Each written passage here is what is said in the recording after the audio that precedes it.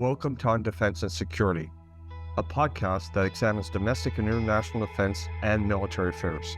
Through conversations, we will bridge the gap between academic research and policy and provide a platform for informed discussions, enabling our listeners to better understand critical issues. So I'm delighted to welcome Dr. Stéfanie von Hlatky to our podcast today. Stephanie's truly a force to be reckoned with. She wears many hats.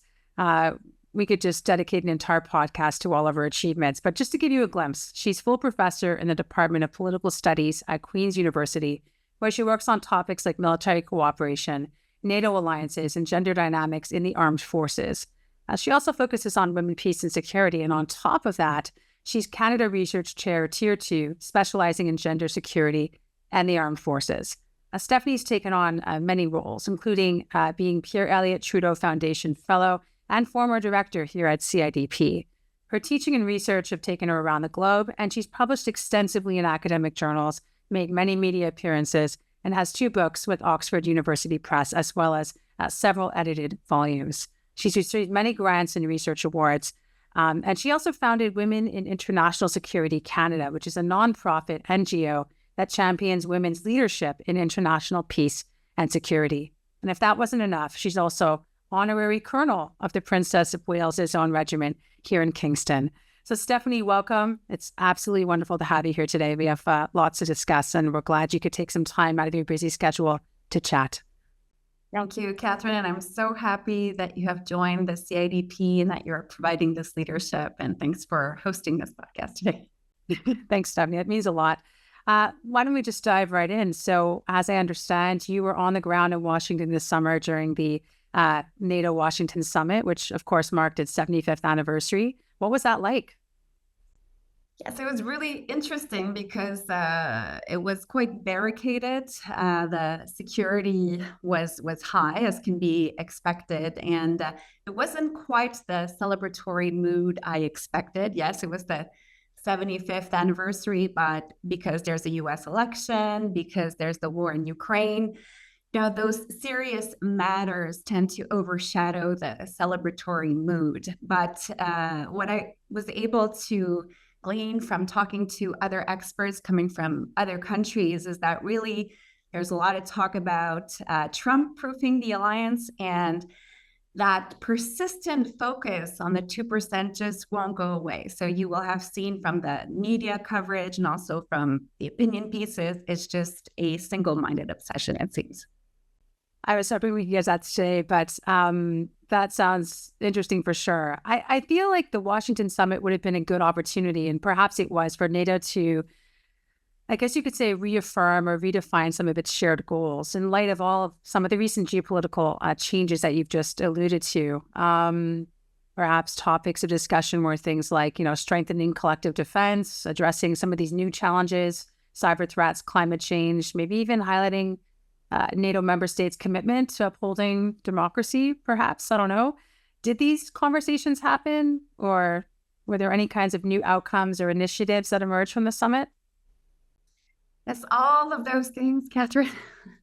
To your broader question, I think.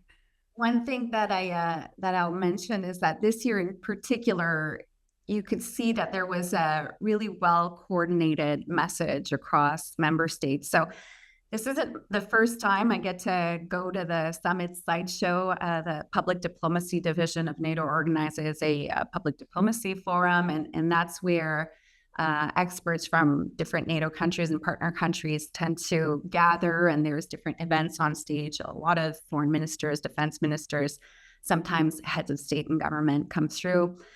And this year, what really struck me is that you really didn't see the disagreements play out as publicly as past iterations. And perhaps that there was this concerted attempt to show a united front, kind of coherent vision for NATO, and that there was a deliberate attempt behind that. So in terms of the overarching narratives, it was really one of, yes, there are some disagreements, but NATO is a forum for political consultation, and we've got this long-established tradition of adapting to the unpredictable security challenges from decade to decade.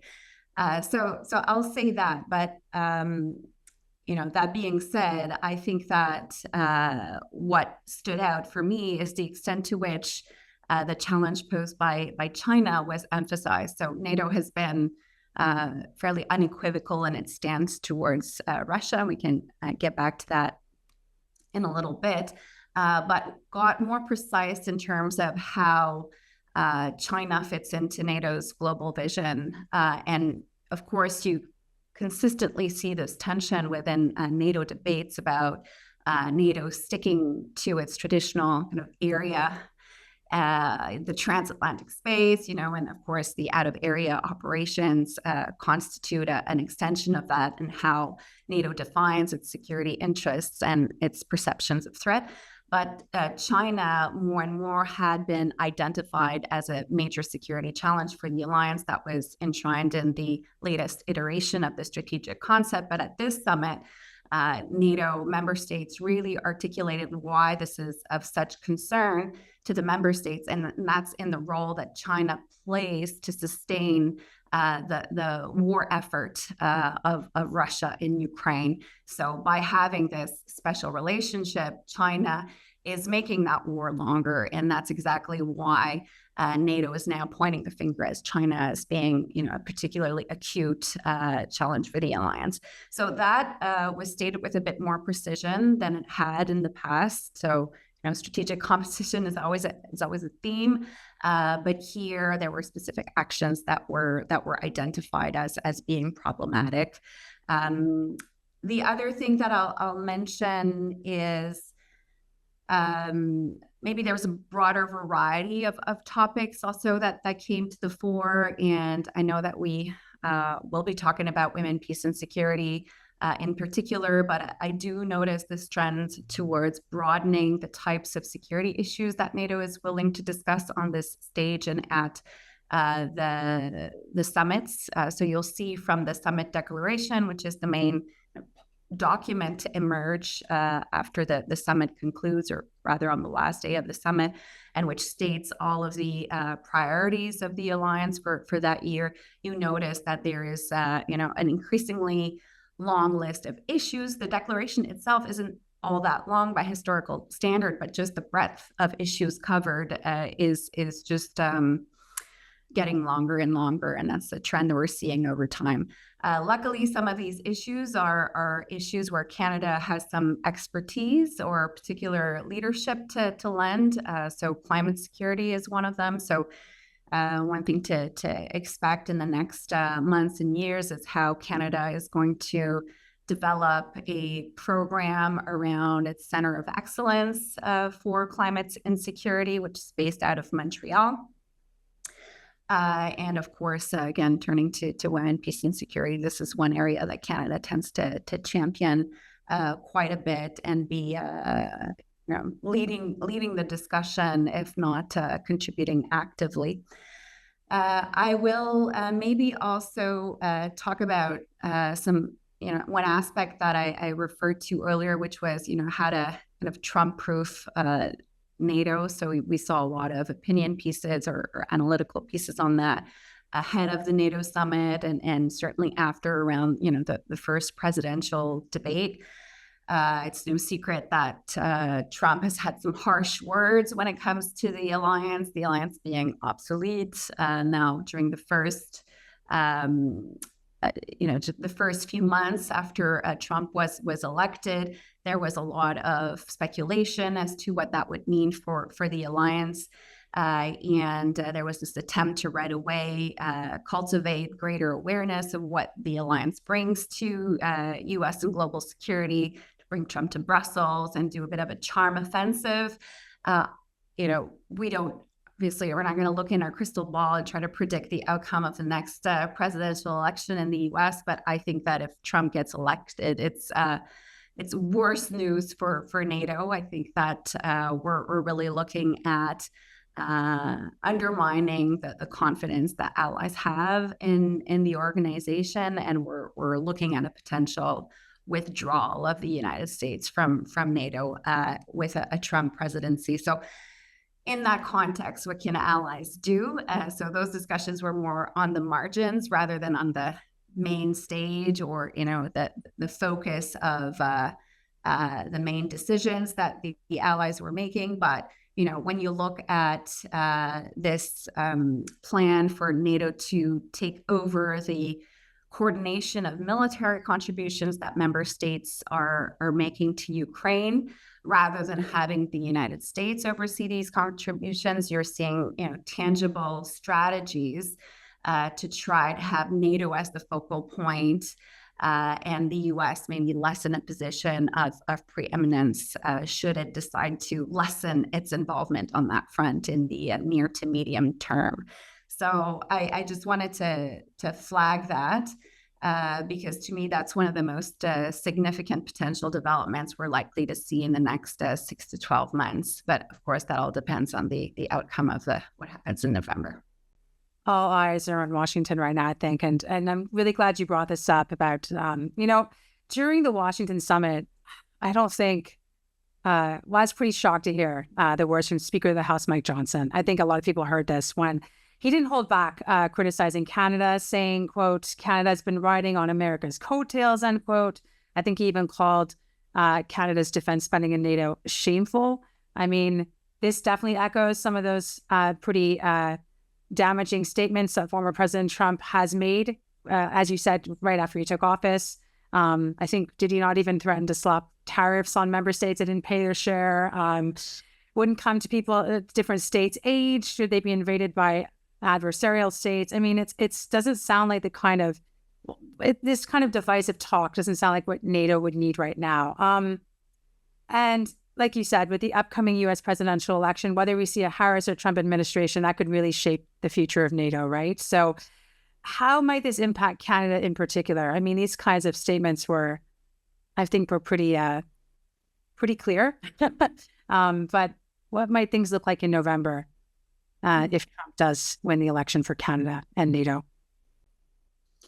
So the pressure will intensify. There's no question about it. But the pressure has always been there. So whether we're looking at past presidents or secretaries of state or defense, there has always been this single-minded focus coming from the United States that European allies need to do more, Canada needs to do more, and those contributions are being closely tracked. Now, since Russia's annexation of Crimea since 2014, we've seen a reversal of the trend, and that NATO allies are spending more on defense, and that increase has held steady.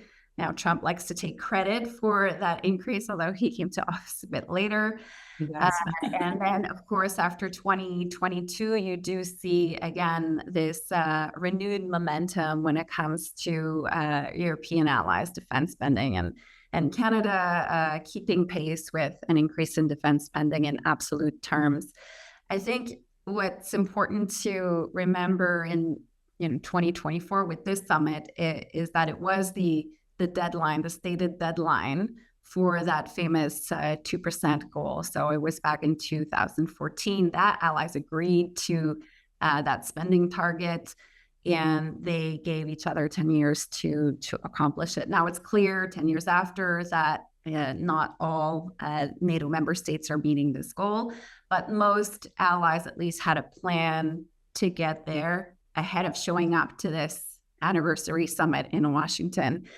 All allies except for Canada had this kind of plan coming to Washington. And so that's where you see, I think, a lot of, resentment, criticism, call it what you will, but a lot of bad publicity for Canada going into the summit. And it's only on the last day of the summit where you finally have a statement coming from Canada saying that, it has now a plan to get there in the next decade or so.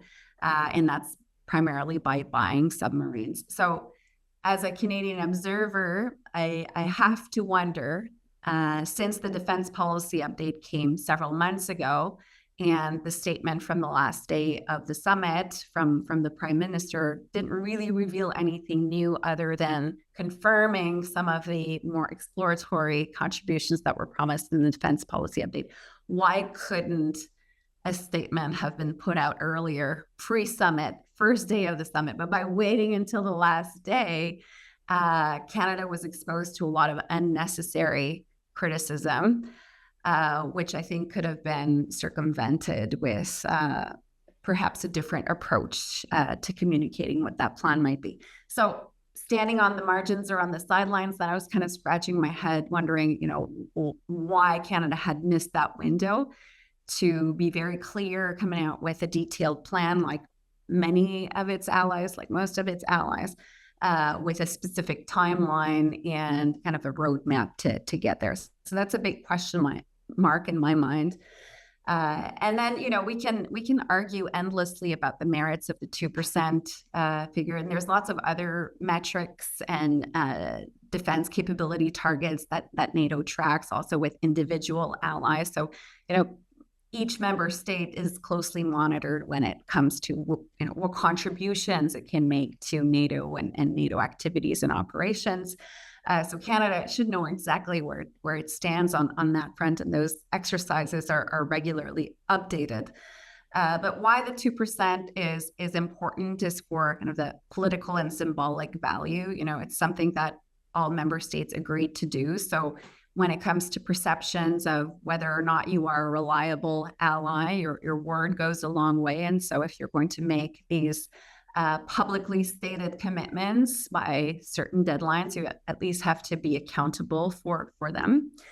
So that's one reason. The other reason is just because the media focuses so much attention on the 2%, therefore it matters. I mean, it sounds a little superficial, but every summit, and that comes like clockwork every year, the media comes out and focuses for 3 days almost exclusively on NATO.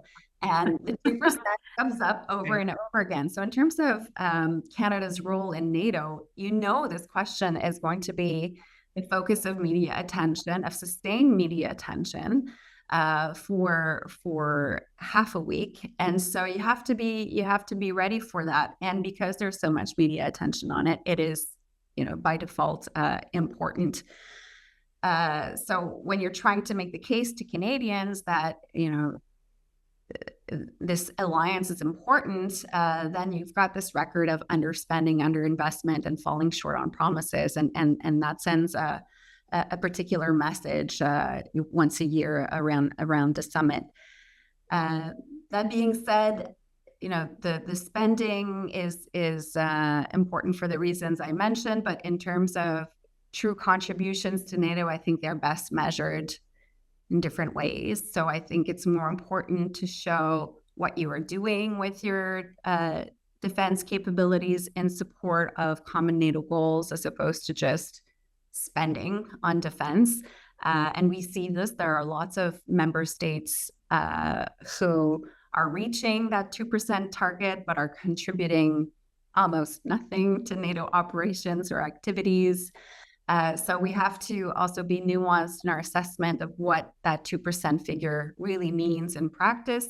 And on that front, I think Canada has done quite a bit, certainly its fair share in terms of contributing to NATO military operations and lending expertise to NATO institutions through various positions in the NATO structure. So yes, Canada was the focus of a lot of criticism. Some of it is well-deserved, and the 2% will continue to be important. It's not going away. In fact, that target may grow more ambitious with time, again, depending on what happens in November.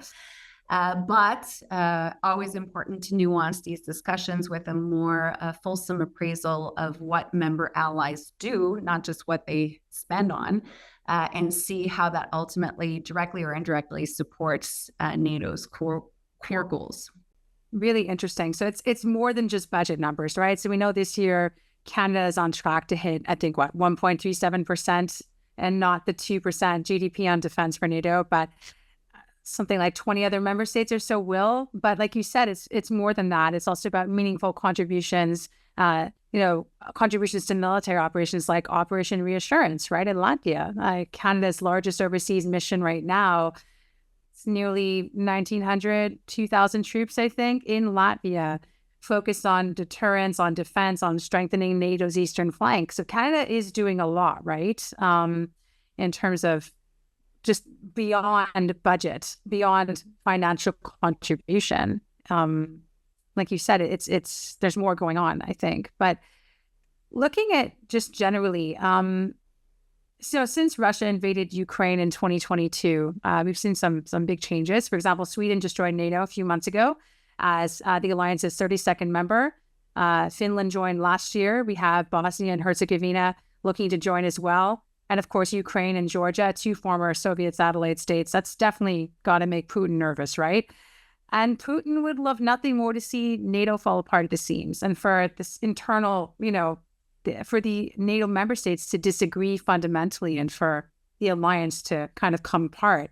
But the reality is that these adversarial regimes like Russia are going to continue in China to ignore the rules-based international order. And, threats to defund or leave NATO or any of that are just going to encourage these regimes to act in ways that continue to threaten peace and security. So I don't know. Is this a moment of strength and unity for NATO? I guess we'll see. I don't know. I'm not sure. I think every time there are debates around NATO losing its raison d'être, there is a reason that pops up to have it adapt, enlarge, and continue its activities. I think we saw that certainly with the end of the Cold War and the first wave of enlargement. We saw it with 9/11, how NATO stepped up in support of the United States in that moment, kind of shifted its focus more towards crisis management rather than its traditional deterrence focus. And as European allies and Canada were kind of spending less on defense, all of a sudden Russia gave another great reason to double defense spending in 2014, and that was through the annexation of Crimea, going into the Donbass. So I think that you only have to look at those trends of where the money is going, and it's reacting to external shocks and reassessments of the regional or international security environment. And 2014 was an important date in that respect, and 2022 certainly pushed that logic further. Even on enlargement, it's always been a controversial topic, both for experts and officials within NATO. There's always member states who come out more strongly in favor of the open door policy, and allies who are more muted. But what would have been difficult to predict a few years ago was exactly that, the accession of Finland and Sweden, who have this longstanding tradition of being a partner to NATO, but really having that autonomous and independent stance. And so that's a true reversal, and it wouldn't have happened without Russia's invasion of Ukraine. So we always have to, I think, talk about this latest mini wave of enlargement through the prism of those events of February 2022. The doubling down on enhanced forward presence. So for Canada, as you mentioned, Operation Reassurance means scaling up from a battle group initially that was stood up to a brigade in light of the events of 2022, and not only doubling down in terms of the 4 original battle groups, but standing up 4 additional ones. So you're really seeing a dramatic increase in NATO's military presence on the eastern flank after 2022. And Canada, if we're going to focus on Canada's specific role there, taking a leadership role as one of the original 4 framework nations, and continuing to oversee what is one of the most multinational of the battle groups, and organizing this transition to the brigade, which is not of insignificant scale. So Canada has been able to step up when these leadership opportunities have come up, and that continues to be important, but is also facing at home this military personnel crisis. So it's very short on military personnel it can deploy, and also how to sustain such a long-standing engagement. And it has done so in other contexts as well. Canada has a good tradition of taking up command positions for military operations, has done so in Iraq with the NATO mission in Iraq more recently. And if we look further back, it was also the case with Operation Unified Protector in Libya and throughout Afghanistan, had some important command positions and made notable contributions. So I think that Canada will have some pressure to sustain that effort because NATO is going to continue this focus on its eastern flank. But as we saw with the summit, the southern flank continues to be of major importance, and the northern flank too is gaining in significance because of the entrance of Finland and Sweden as official NATO member states. And here is where we might see the greatest opportunity for Canada, because you have this now united group of Arctic or circumpolar nations who are part of NATO. And there's a real potential there to develop that high north expertise and focus in a NATO context, but also getting more involved with these member states individually. I think there's lots of important lessons to learn from these states and the way they operate in the Arctic. And the militaries already have a close relationship, but that access will be improved now that they're all in NATO. Definitely. So have we seen Canada's new defense strategy being introduced a couple months ago? Our North Strong and Free, I think it was called. This is very good timing for sure. I'm wondering too about just at the summit if there was any discussion about the way warfare is changing, because this is something I keep thinking about recently. I don't know if you remember. I don't know if it was last year, that absolutely terrible deepfake, the geopolitical deepfake of Vladimir Zelensky. And it was circulating online. It was really terrible. But, you see this deepfake, clearly AI generated. Here you have Zelensky. His head is much larger than the rest of his body, very pixelated, basically announcing that the war was over and that, Ukrainians should lay down their arms. But, we've seen all this disinformation flooding online. It's really out of control. Like last year, there were Chinese bots pushing out fake news stories using AI-generated journalists on a made-up network called Wolf News, which is obviously a play on Fox News, right? And they looked a little more convincing, though. So you can see that some of that new technology is becoming more sophisticated, and that makes the threat of disinformation even more real. And I think at that point, the stories that were coming out of this so-called Wolf News network were really supporting Beijing's agenda. One anchor was talking about, I think, Biden's inaction toward gun violence in the U.S. and so forth. So it's happening in Canada too, right? I think very recently, last month, a couple of weeks ago, a major Russian disinformation website published articles attacking Justin Trudeau and trying to boost Pierre Poilievre. So we see these foreign actors meddling in our political processes. They're kind of like waging a war on people's minds in a way. And it's dangerous. It creates division in our societies. It erodes trust in our public institutions. And it's not just a Canadian or American problem. It's for sure an issue throughout the alliance.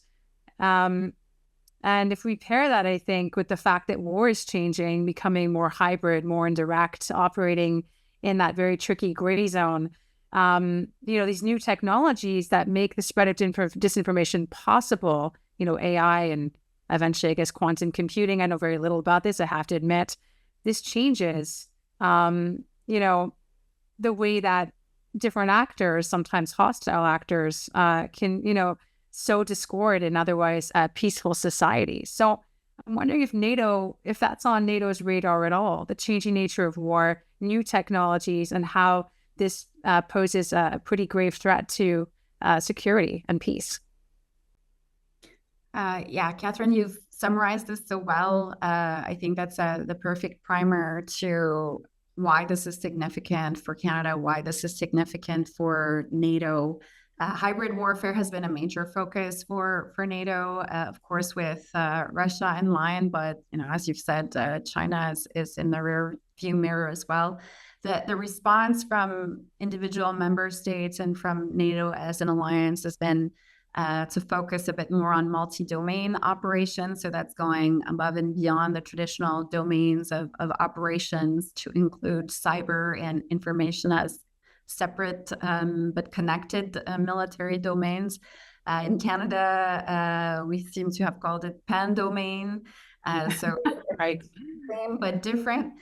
And you see that reflected in the communique and in a lot of the restructuring of NATO as an institution. You see that, in terms of how the NATO bureaucracy is staffed, you see this increasing demand for this type of expertise. And of course, it spans different areas of the institution across the civil military divide, but from the public diplomacy activities to strategic communications through threat assessment, through how it impacts the day-to-day of operations, and certainly in the Baltics, also in Kosovo, there's been this concerted focus on the propaganda that Russia is disseminating to undermine support for the NATO presence, and also how then that disinformation is amplified domestically in individual member countries, and that creates deeper political polarization.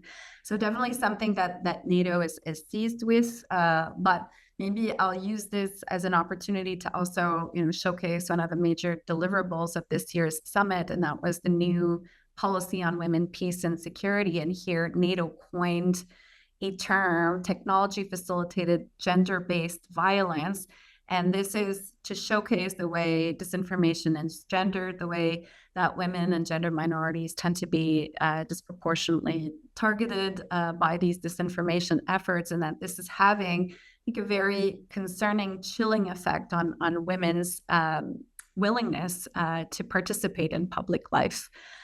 So we've seen it from women journalists to women politicians, these sustained and deliberate attacks through social media, very often fueled by disinformation coming from Russia and China, are changing the landscape. And that, of course, undermines the fabric of our democracies when women, for instance, feel discouraged from participating in public life and political life because of this. So this is definitely something that is highlighted in the new policy for women, peace, and security. It ties in with a more holistic version of what deterrence and defense means in 2024. And it's something, and I don't know if there are some show notes, but during the summit with Carrie Buck, the former Canadian permanent representative to NATO, we penned an op-ed to highlight some of the challenges NATO is facing in this moment, but also to emphasize why this new women, peace, and security policy is significant and how it ties in to some of the prevailing challenges that NATO faces.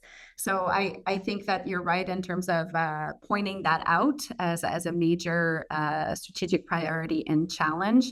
Now, what observers will point out is that obviously NATO is not going to resort to the same tactics as its adversaries in that realm. So it's a more defensive posture. It's trying to set the record straight when it comes to misinformation and disinformation, and trying to appeal to certain audiences that maybe aren't paying close attention to NATO, so trying to engage. And certainly youth and women are part of those demographics that NATO is trying to reach through various means and through various public diplomacy efforts. So I think that continues to be an ongoing challenge for NATO. It's an alliance with 32 member states. So how do you continue to develop and craft a message that will resonate to the domestic publics of 32 member states? And how do you encourage member states to think about societal resilience in this age of multi-domain operations and hybrid warfare challenges? It's not there's no silver bullet for that, but I think cultivating greater awareness about how these threats manifest themselves and how ubiquitous they are is definitely one way to go about it, and generating that or focusing on that education and awareness piece.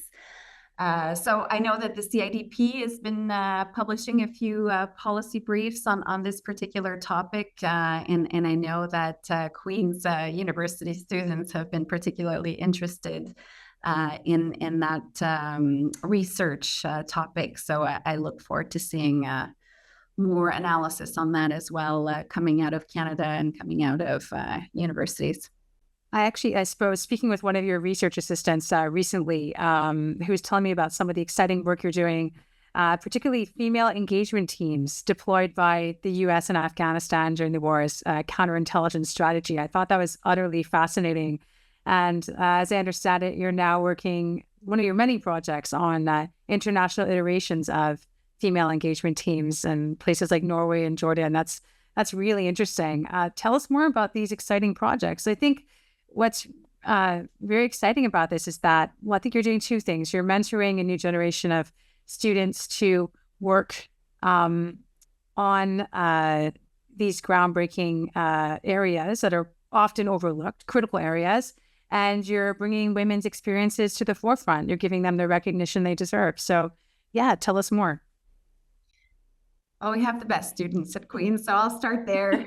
And the CIDP has always been really great at attracting top talent. So I really I think it's an exciting time for research on that topic at Queen's with some colleagues, doctors Yolande Buca and Stéfanie Martel. We're looking at some of these issues through a comparative lens. So it's wonderful to learn from them by focusing also on the African Union and ASEAN. And so when I think about NATO, I learned so much more about how the organization functions or doesn't by looking at and learning from my colleagues' work. So I think right now in the Department of Political Studies and with the CIDP, you've got this cluster of expertise on women, peace, and security in different regional contexts.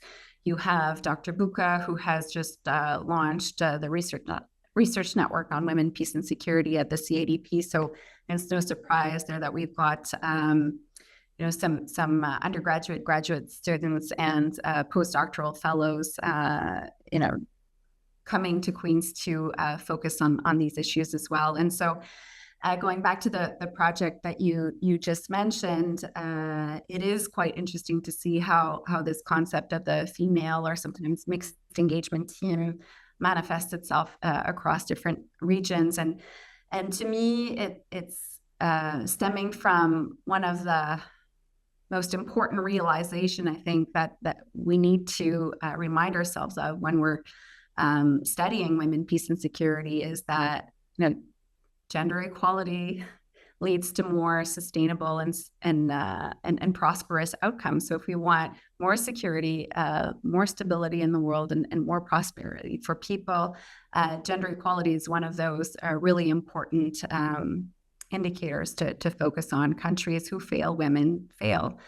And so with that in mind, we know that when we're doing international programming, when we're crafting development contributions, when we're standing up international interventions, we really need to think about the whole population's security needs. And so in a lot of operational contexts, this was realized sometimes a bit late in the game, but the way that this was acted upon was by deploying these female engagement teams, recognizing that there were some limitations when it came to accessing certain segments of the population, as you said, in Afghanistan. And this challenge has been replicated elsewhere in other operational contexts. So realizing that, the military tends to be kind of the first actor on the ground when conflict flares up, and these international organizations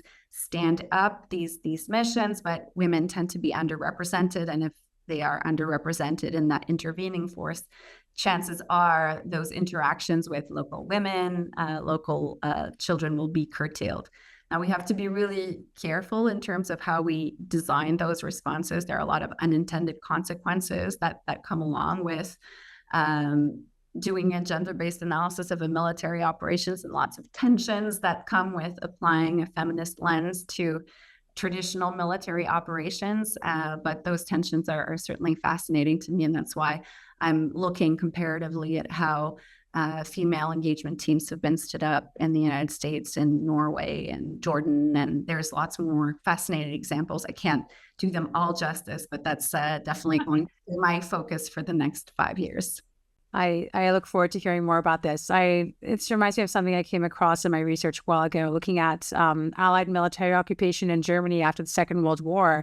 And I was surprised to see that the British military authorities actually recruited and trained female soldiers, as well as an all-female police force, in order to address the challenges, the gendered nature of war and military occupation and defeat. And this had a pretty lasting impact on, how sustainable these peace operations were going to be in Germany for quite a while after the war. And it was quite unique to the British case. And I haven't actually thought about that before that, and I haven't really seen examples of this since. So maybe I haven't been looking for it. Maybe these have been reduced to a footnote, these incredible stories, and perhaps that's why, so many people are going to look forward to all the work you're going to produce on this with your team. You're blazing the trail here because there's just not enough of it. And well, I know who I'll be calling for historical vignettes. I don't know if we can go for coffee and chat. I would love to do that. Definitely. But yeah, I think that a lot of the work that's available online on this has been produced by the military for the military. And there are many academic articles that look at individual case studies, but when you're looking at a real record or an anthology of, female engagement teams across different regions and across different operations, I haven't found that anywhere yet. So I think it's a bit of a big task, but there's plenty of archives around, and there's lots of contemporary operational contexts where this has been tested. So fascinating stuff. And I'll just end by saying that the Canadian Armed Forces, we were talking about their operations a little earlier on, but they have been participating to training the female engagement teams in Jordan. So that is kind of a uniquely Canadian contribution. And that's why I got to know a little bit more the Jordanian case, which hadn't been on my radar previously. So thanks again for having me. I know that we're wrapping up soon, but I really appreciate your questions and your insights on NATO and the other topics that we discovered. And I hope that you will take me up on my informal invitation to continue.